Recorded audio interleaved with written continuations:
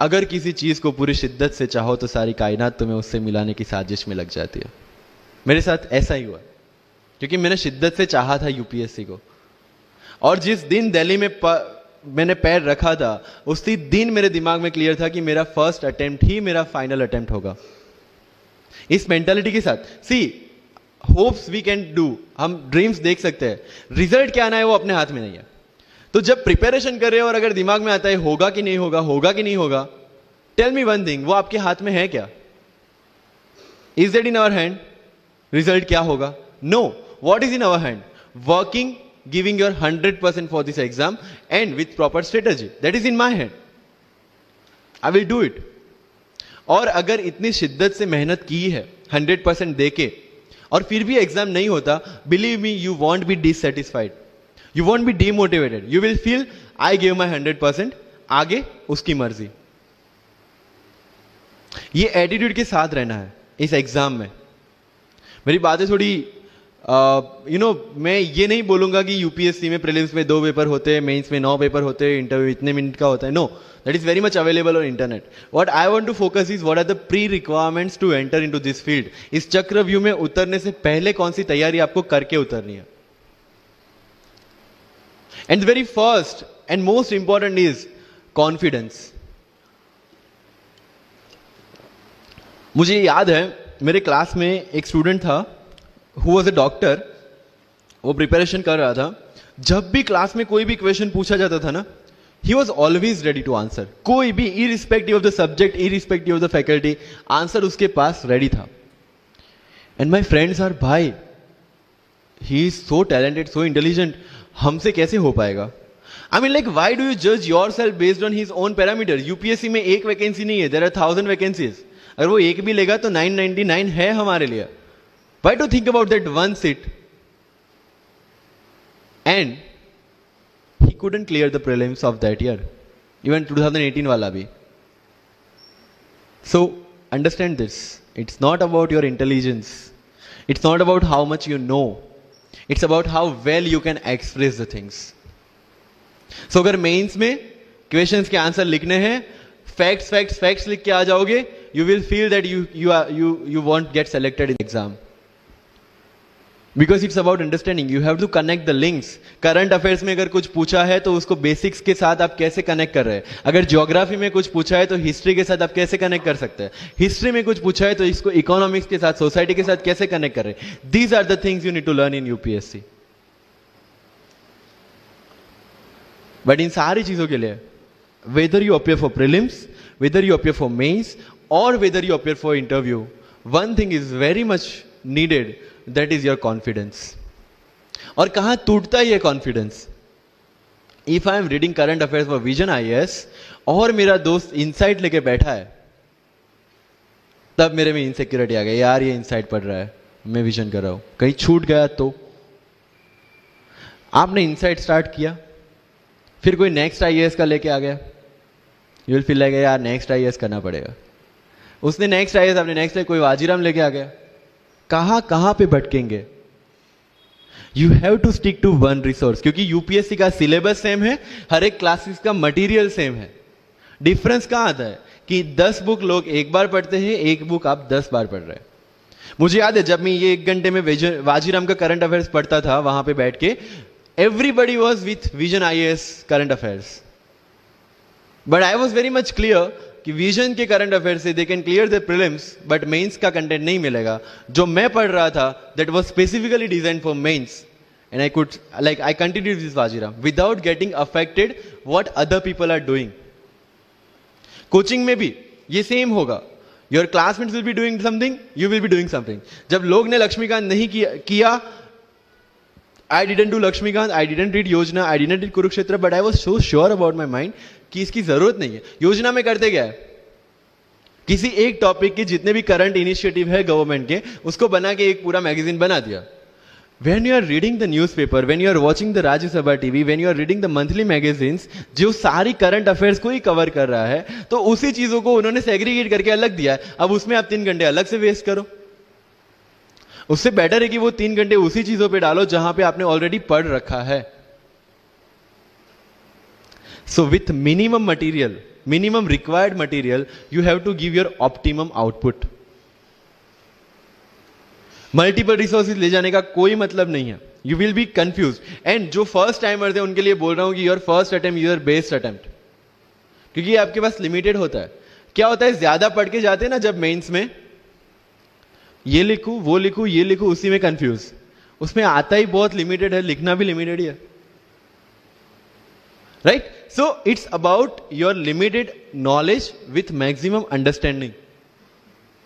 अगर किसी चीज को आप समझते हैं तो उसको अच्छी तरह से सारे डायमेंशंस को ध्यान में रखते हुए समझ लीजिए. That's all. मैंने जब यूपीएससी के बेस पे जीपीएससी का एग्जाम दिया, Gujarat public service commission class 1, तो मैंने कोई जीपीएससी के लिए अलग प्रिपरेशन नहीं किया था. जो यूपीएससी का प्रिपरेशन था उसी के दम पे जीपीएससी का एग्जाम दिया.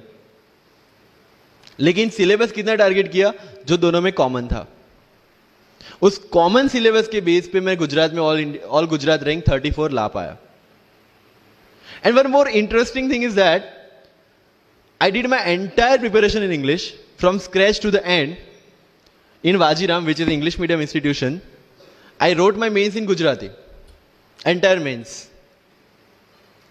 with Gujarati literature as an optional subject, for which I didn't prepare in Delhi. See the level of uncertainties. But that was well designed according to my strength and my weaknesses. I knew कि मेरा schooling Gujarati medium में हुआ है. The way I can express in Gujarati I can not express in English. And UPSC mains is all about ethics, essay and optional, in which you have to write your own thoughts. Why should not I join Gujarati medium? Preparation English में था, लेकिन वो किस लिए था? To understand something. Once you have understood something, you can represent in English as well, Gujarati as well, Hindi as well. So medium का तो कोई क्वेश्चन यूपीएससी में कहीं पे भी नहीं आता है. Believe me, if you have understood the things well, you can represent in any language. And UPSC don't see your fluency and accuracy in the language, it sees your clarity and the way you express the thoughts. So never ever be confuse about your medium of exam. Choose the medium जहां पे आपको लगता है कि आप अपना 100% दे सकता है. और अगर फिर भी कंफ्यूजन है, take a essay topic, write down one essay in Marathi or Hindi or whichever language you are confused with, and write the same topic in English. Get it evaluated by yourself only and see where you have given your 100% and optimum output. That is your language which you can choose for the mains. That's all. UPSC में interview English में दे या हिंदी में दे, जिस language में आप अच्छे से clarify कर सकते उसी लैंग्वेज में देना है. That's all. सर कितने घंटे पढ़े? 1 टेस्ट. रात को जब सोने जाते हो अपने आप से पूछो कि आज के दिन में कितना टाइम वेस्ट किया. वो वेस्ट होता टाइम जब कम होता दिखे, समझ लेना कि you are on the right track. Never ever go with the quantitative parameters. 2 chapter खत्म करने हैं, 5 चैप्टर खत्म करने हैं, 15 घंटे पढ़ना है. No, it's very mechanical. You have to be very careful about this things. And one very, very clear thing which the classmates of mine have done the mistake, never go for any shortcut. It will never help you in UPSC. लोग क्या करेंगे? Monthly magazine पढ़ेंगे through out the preparation, और फिर last 2 महीने में they will take 365. जब पढ़ा है और उसी में से वो मटेरियल बना है, तो जो चीजें पढ़ी है उसी को बार बार रिवाइज करने का क्यों हम नहीं सोचते? When you will read one thing for 5 times, 6 times, believe me, you will get the thorough understanding of that particular topic. But अगर सेम टॉपिक को आप किसी और बुक में से पढ़ेंगे ना, you will have to start from the scratch. क्योंकि माइंड की मेमोरी जो जिस हिसाब से काम करती है, आपको उस हिसाब से काम लेना है उसके पास से. I have never asked any senior about, sir इसके लिए कौन सी बुक पढ़े, इसके लिए क्या करें. हाँ, अगर कहीं डीमोटिवेट होते हैं, कहीं आपको मोटिवेशन की जरूरत पड़ती है, कहीं आपके नेगेटिव मार्क्स कम ज्यादा हो रहे हैं, या फिर प्रीलिम्स में आपका स्कोर कम है, you can definitely ask them कि मेरी मिस्टेक कहां पे हो रही है. बट रिक्वायरमेंट हमारी अलग है, तो जरूरतें हमारी अलग है, तो सोर्सेज भी हमारे अलग होंगे. तो मुझे जब लगा, एंड मेरी पूरी preparation mains and interview oriented ही थी, प्रीलिम्स के ओरिएंटेड मैंने कुछ नहीं पढ़ा. I never read India yearbook as well, क्योंकि पता है इंडिया ईयरबुक में होता क्या है? करंट अफेयर्स का updation. When you're reading current affairs monthly magazine, जो लोग हर जगह से उठा के बनाते हैं, why to waste your time and energy on something which is a repetition of the same thing? So you have to be very smart in your approach. And one thing, अगर civil service में जाना है और इस game में टिकना है, तो आपका जो इंस्पिरेशन होना चाहिए, that should be from with in. आपको IAS IPS क्यों बनना है? This is the fundamental question. और जब भी डीमोटिवेशन जैसा लगे, जब भी लगे कि मेरे से नहीं हो पा रहा है, ask this question to yourself. अगर कन्विक्शन स्ट्रांग होगा क्यों बनना है, you will be able to stay in this game. लेकिन अगर पैसों के लिए जाना है, मटीरियलिस्टिक गोल्स लेके जाना है, believe me, UPSC checks our presentation, but God checks our intention. This is very much clear, which I have felt, which I have seen. With what intentions you want to enter into service matters a lot. If you feel for the downtrodden, if you feel that you want to work for the nation, if you feel that you want to give something to the society, then only come into this service. If you want to make money, join some corporation. So with clear intentions, with clear inspiration, you have to enter into this game, and with lots of confidence. Don't take certificate from others. आज तक life में हमने यही किया है. अगर किसी marriage में भी एकदम बन ठन के गए हैं, लेकिन जब तक सामने वाला मुझे नहीं बोलता dude you look good today, हमें सेटिस्फेक्शन नहीं होता. Isn't it? We want certificate from others. No. कोई जब तक मुझे आके नहीं बोलता कि तेरे से UPSC हो पाएगा, तब तक मुझे खुद कॉन्फिडेंस नहीं होता कि मुझे UPSC करना चाहिए नहीं करना चाहिए.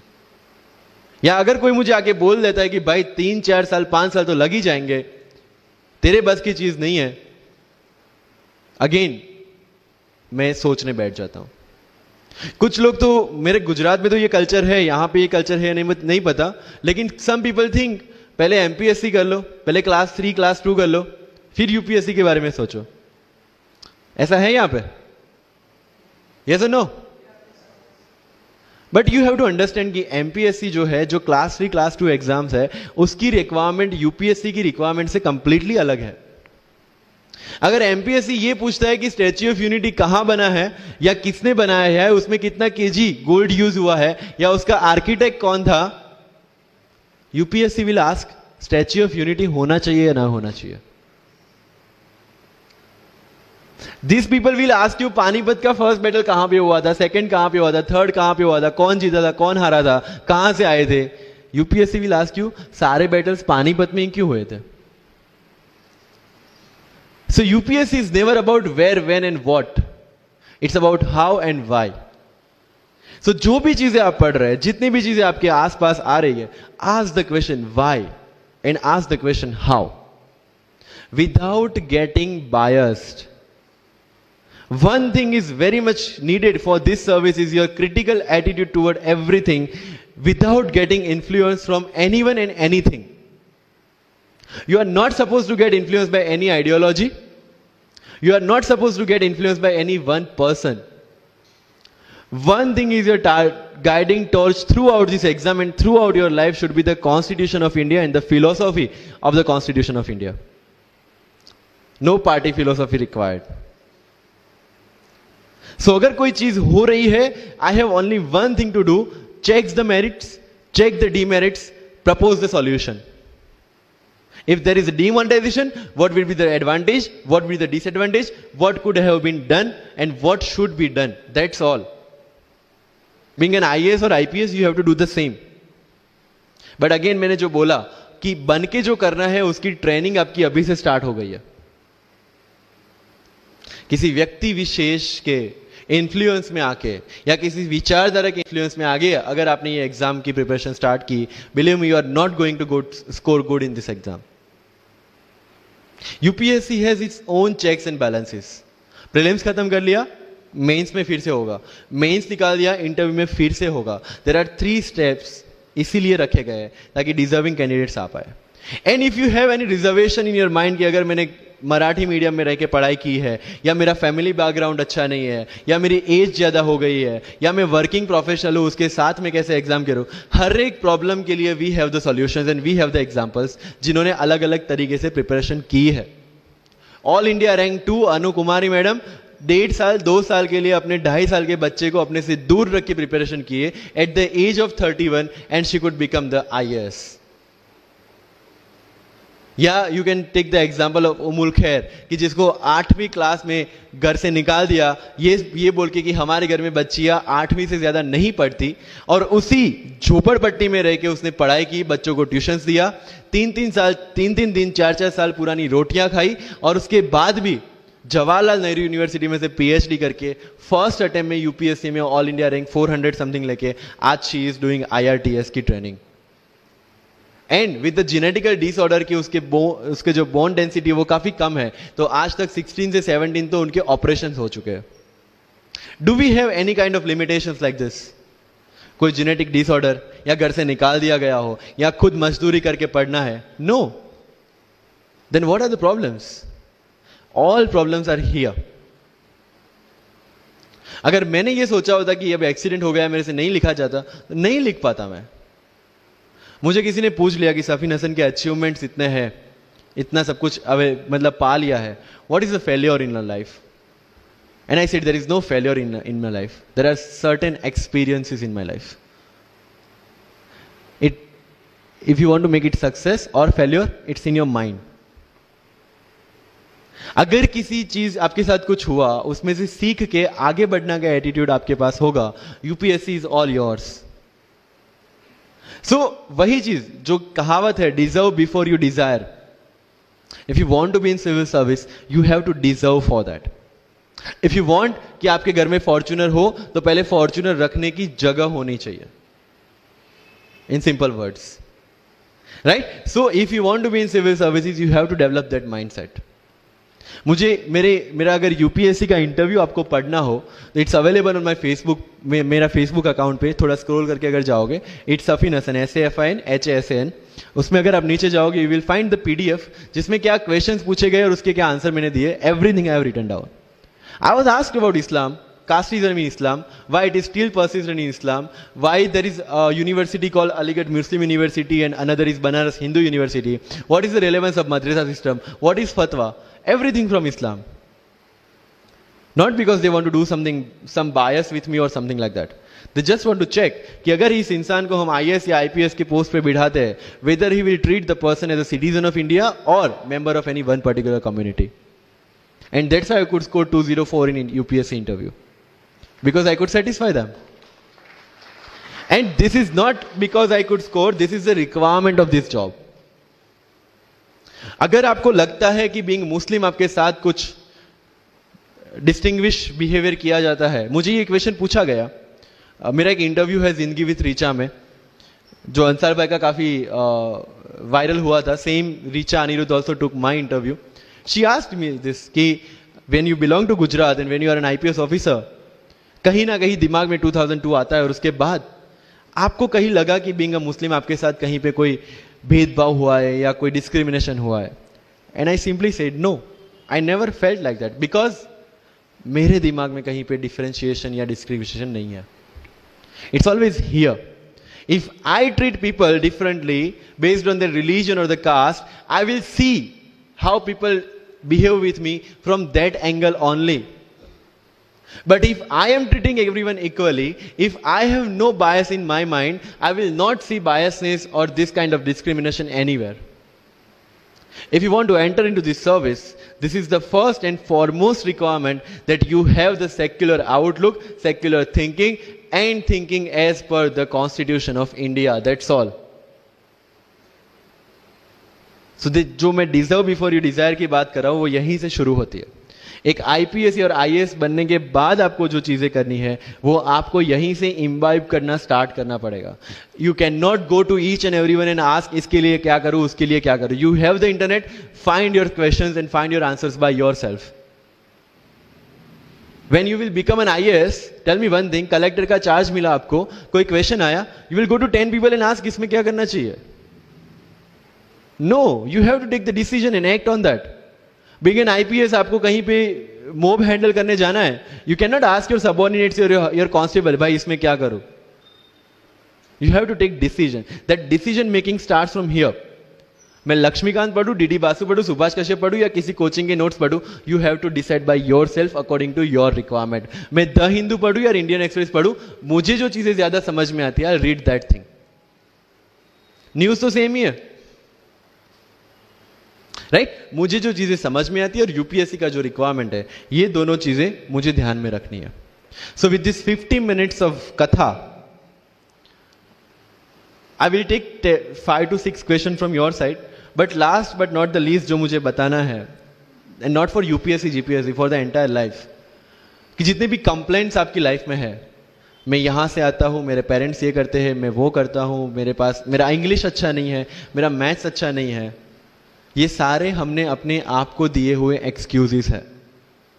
You have to find the solution by yourself. अगर इंग्लिश नहीं आता है, I can start with the 5th standard book, और 5th स्टैंडर्ड बुक से भी शुरुआत करने में अगर मुझे अपना ईगो बीच में आ रहा है, then I can not learn it at any stage of my life. Start with the 5th standard book, start listening English, start speaking English. अगर बोलने में शर्म आती है, अपने मोहल्ले के किसी 3-4 बच्चों को जो 1st 2nd स्टैंडर्ड में, उनको उठाओ और उनके साथ बातें करो. उनको वैसे भी समझ में नहीं है और अपने को वैसे भी पता है अपन क्या बोल रहे हैं. Getting my point? तो अगर वहां पे भी अगर ईगो बीच में आ रहा है, start doing like this, start speaking. मैं 11th-12th में था, मुझे पता था मेरा इंग्लिश कैसा है, फिर भी I used to speak English, क्योंकि मुझे पता है सामने वाले को तो वैसे भी समझ में नहीं आ रहा है. अगर किसी मूवी में इंग्लिश डायलॉग सुन लिया, पूरा दिन मेरे दिन, मतलब जहां पे भी कोई भी बात करूंगा, मैं वहां पे वो डायलॉग घुसाऊंगा. This attitude should be there. अगर आज हिस्ट्री में से या एनसीईआरटी से 5 ऐसी चीजें आपने नहीं सीखी है, try to think upon that, try to ponder over that. ये मराठा साम्राज्य वाली जो नोट्स दी थी, try to make the summary out of it, कि कोई भी एडमिनिस्ट्रेशन को अगर टिकना है तो क्या क्या जरूरी है, किसी एम्पायर को अगर बनना है तो क्या क्या जरूरी है, कहां पे उन्होंने मिस्टेक की. They should have focused on the consolidation rather than expansion. They focused on the expansion rather than consolidation. And that is where they made the mistake. Till the time of Akbar, it was same. But later on, that consolidation comes into picture. UPSC में भी same है. Consolidate what you are read and then go for the expansion. अगर NCERT पढ़ी है तो उसको consolidate करोगे, इसमें से क्या निकला, then go for the Bipin Chandra advance books. Getting my point? So अगर आपको भी आपका यूपीएससी का एम्पायर मजबूत बनाना है, then go for the consolidation first and then go for the expansion. तो लाइफ में जो मैं कंप्लेनिंग एटीट्यूड की बात कर रहा था, वो कंप्लेनिंग एटीट्यूड आपको कहीं पे भी नहीं ले जाएगा. You have to put all your complaints aside, start preparation.